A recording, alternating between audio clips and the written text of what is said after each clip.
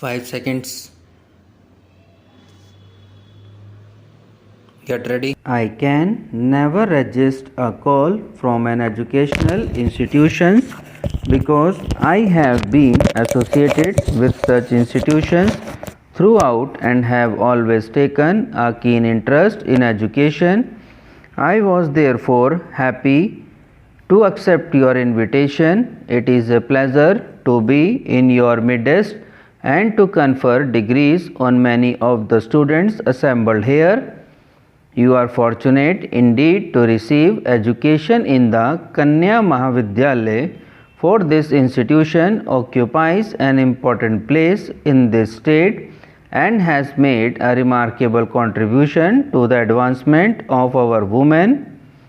This institution was founded many years ago by a true social person who was inspired by lofty and sacred ideals of emancipation of women and national advancement, and who had genuine reverence for womanhood.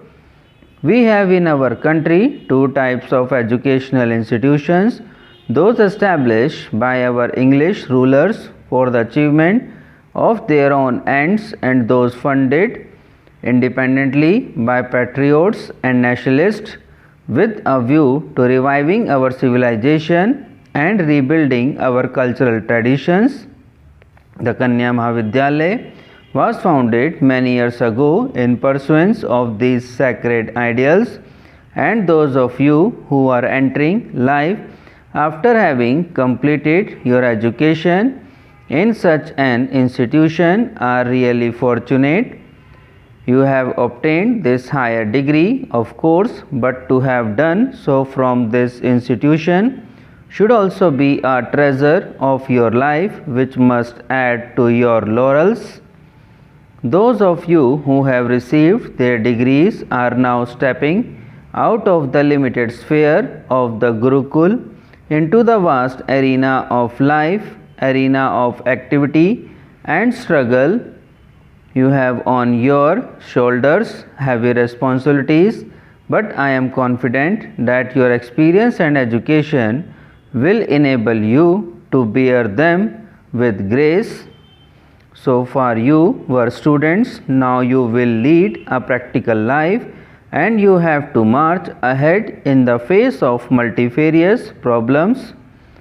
I hope the education you have received here will give you strength and energy to face them as responsible citizens of an independent country. But for that you should have a clear picture of what you are going to do in life.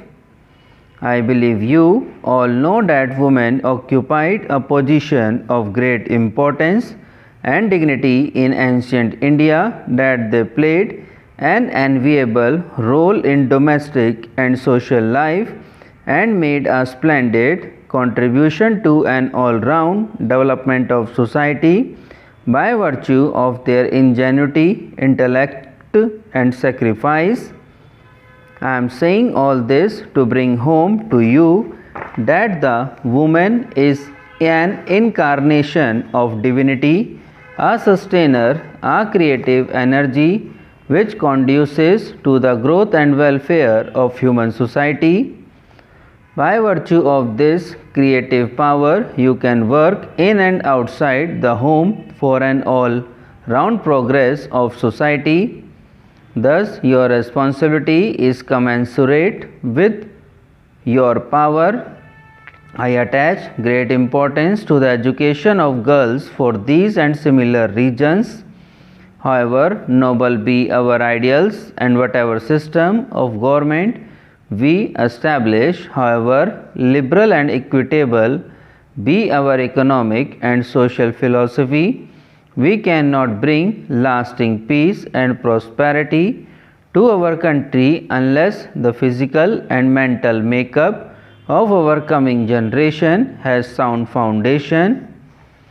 I therefore hold that women can play a much more vital role in the home than in the factory or in the office. This, however, does not mean that I want them to be confined within the four walls of the house.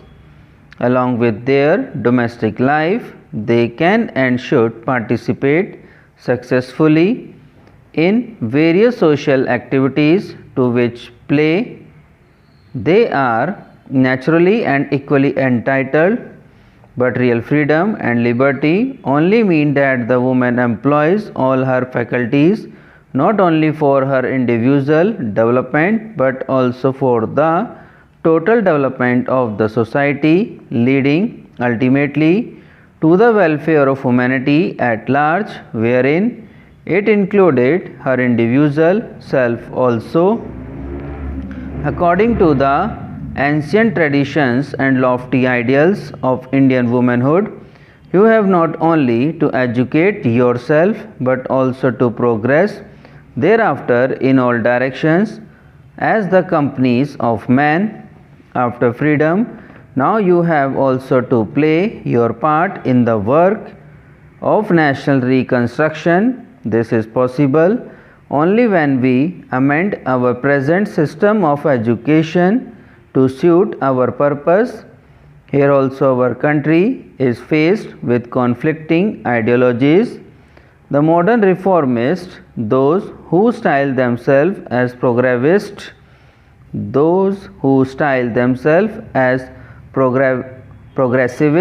contend that boys and girls should be educated together under the same system of education. They told that the woman should be treated on a basis of equality not only in the domain of education but in all fields and walks of life, that should have a complete social freedom and should be able to participate in all activities and occupations as an equal partner of man. Those people who want that the system of education should also be modeled accordingly. Diametrically opposed is the view of the orthodox camp. Thus we have today conflicting ideologies regarding the education of women. We have naturally to consider carefully which of these two will suit us better and help in the advancement of our culture and civilization at this time. Thus, we have today conflicting ideologies regarding the education of women. We have naturally to consider carefully which of these two will suit us better and help in the advancement of our culture and civilization at this time. Subscribe now and press the bell icon. Never miss an update.